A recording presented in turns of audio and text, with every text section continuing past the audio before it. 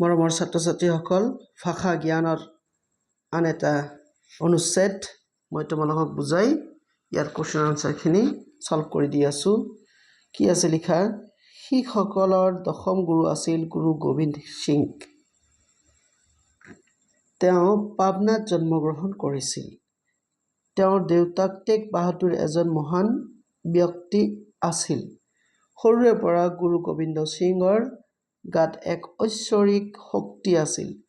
এবাৰ কাশ্মীৰৰ কিছুমান ব্ৰাহ্মণ লোকে টেগ বাহাদুৰক দেখা কৰিছিল আৰু কৈছিল, ৰজাৰ ভৃত্যই তেওঁলোকক বেয়া ব্যৱহাৰ কৰিছে। তেওঁলোকৰ কথা শুনি টেগ বাহাদুৰ বৰ দুখিত হ'ল। সেই সময়ত গুৰু গোবিন্দ সিঙৰ বয়স আছিল 9 বছৰ। তেওঁ দেউতাকে বিষণ্ণ মনে থকাৰ কাৰণ জানিব বিচাৰিলে।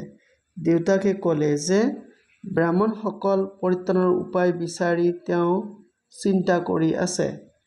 তেতিয়া গোবিন্দ সিঙে পৰামৰ্শ দিলে যে তেওঁ তেওঁৰ দেউতাতকৈ এই ক্ষেত্ৰত ডাঙৰ মানুহ বিচাৰি পোৱা নাই যি ব্ৰাহ্মণসকলক নিৰাময়ৰ পথ দিব। বঢ়িয়া কথা। পুতেকৰ কথা শুনি টেগ বাহাদুৰ সুখী হ'ল আৰু ক'লে যে তেওঁৰ চিন্তা দূৰ হ'ল। ৱাহ, ধুনীয়া কথা। আকৌ এবাৰ মই তোমালোকক পঢ়াই শুনাইছোঁ, কাৰণ তোমালোকে পৰীক্ষাত টপিক মিনিমাম 2 বাৰ পঢ়িবা। পঢ়িলেহে তোমালোকে স্পষ্টকৈ বুজিব পাৰিবা, তাৰপিছত তোমালোকৰ আনচাৰ কৰোঁতে অসুবিধা নহ'ব। কামন, আকৌ এবাৰ শিখসকলৰ আমি আৰম্ভ কৰিছোঁ। ক'ত আছিলে এইটো? শিখসকলৰ দশম গুৰু আছিল গুৰু গোবিন্দ সিং। তেওঁ পাটনাত জন্মগ্ৰহণ কৰিছিল। তেওঁৰ দেউতাক টেগ বাহাদুৰ এজন মহান ব্যক্তি আছিল। সৰুৰে পৰা গুৰু গোবিন্দ সিঙৰ গাত এক ঐশ্বৰিক শক্তি আছিল। এবাৰ কাশ্মীৰৰ কিছু ব্ৰাহ্মণ লোকে টেগ বাহাদুৰক দেখা কৰিছিল আৰু কৈছিল যে ৰজাৰ ভৃত্যই তেওঁলোকক বেয়া ব্যৱহাৰ কৰিছে। তেওঁলোকৰ কথা শুনি টেগ বাহাদুৰ বৰ দুখিত হ'ল। সেই সময়ত গুৰু গোবিন্দ সিঙৰ বয়স আছিল 9 বছৰ। তেওঁ দেউতাকে বিষণ্ণ মনে থকাৰ কাৰণ জানিব বিচাৰিলে। দেউতাকে ক'লে যে ব্ৰাহ্মণসকলৰ পৰিত্ৰাণৰ উপায় বিচাৰি তেওঁ চিন্তা কৰি আছে।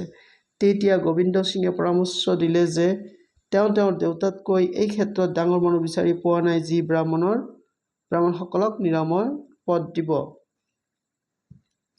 পুতেকৰ কথা শুনি টেগ বাহাদুৰ সুখী হ'ল আৰু ক'লে যে তেওঁৰ চিন্তা দূৰ হ'ল।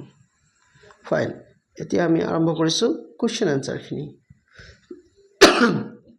কুৱেশ্যনত কি সুধিছে? ফাৰ্ষ্ট কুৱেশ্যনত লেটছ ট্ৰাই। গুৰু গোবিন্দ সিঙৰ জন্ম ক'ত হৈছিল? তোমালোকৰ এইটো অনুচ্ছেদত আছে পাটনাত। ক'ত হৈছিলে? পাটনাত। নেক্সট কুৱেশ্যন হ'ল কি?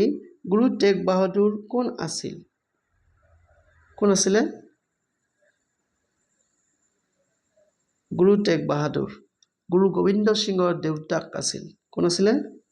গুৰু গোবিন্দ সিঙৰ দেউতাক আছিল। ফাইন।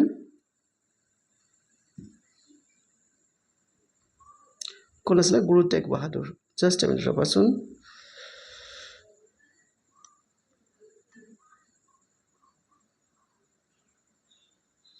টেগ বাহাদুৰ গুৰু গোবিন্দ সিঙৰ কি?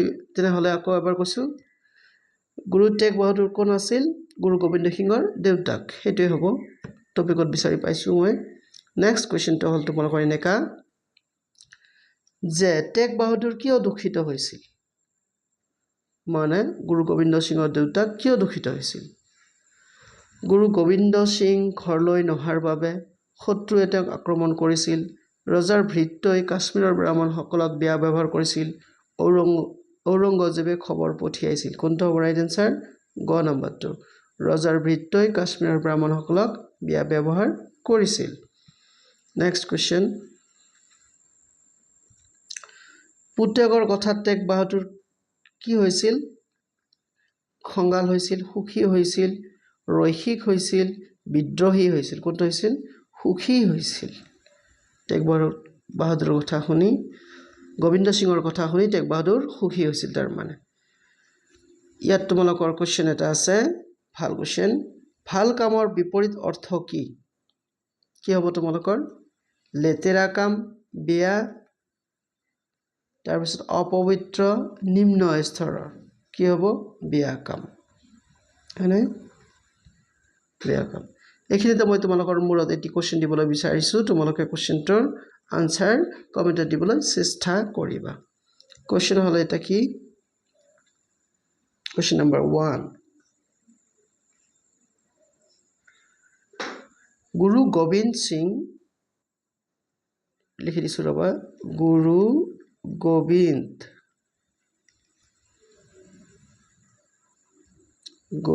সিং শিখসকলৰ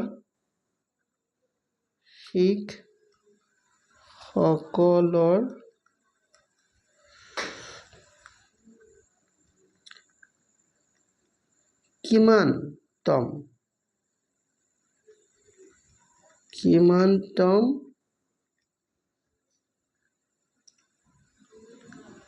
গুৰু আছিল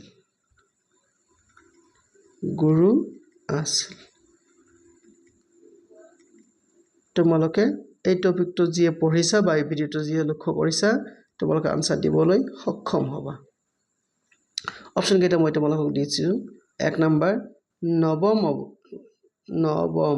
নৱম গুৰু আছিল 2 নম্বৰ অপচন হল তোমালোকৰ দশম গুৰু আছিল 3 নম্বৰ হ'ব 11তম তাৰপিছত 4 নম্বৰত আছে তোমালোকৰ 20তম আকৌ এবাৰ কোৱেশ্চনটো কৈছো তোমালোকক যে গুৰু গোবিন্দ সিং শিখসকলৰ কিমানতম গুৰু আছিল 1 নম্বৰ অপচন তোমালোকৰ নৱম 2 নম্বৰ অপচন দশম 3 নম্বৰ অপচন 11তম আৰু 4 নম্বৰ অপচন হল 20তম কোনটো তোমালোকৰ কাৰণে ৰাইট আনসাৰ তোমালোকে কমেন্টত জনাবলৈ চেষ্টা কৰিবা এই কমেন্টত জনাব পাৰিলে বুজা যাব যে তোমালোকৰ ভাষা জ্ঞানৰ প্ৰতি কিমান দক্ষতা আছে আশা কৰিছো তোমালোকে ভিডিওটো ভাল পাবা লাইক এটা দিবা আৰু পাৰিলে মোৰ চেনেলটো সাবস্ক্ৰাইব কৰিবা চোৱাৰ কাৰণে ধন্যবাদ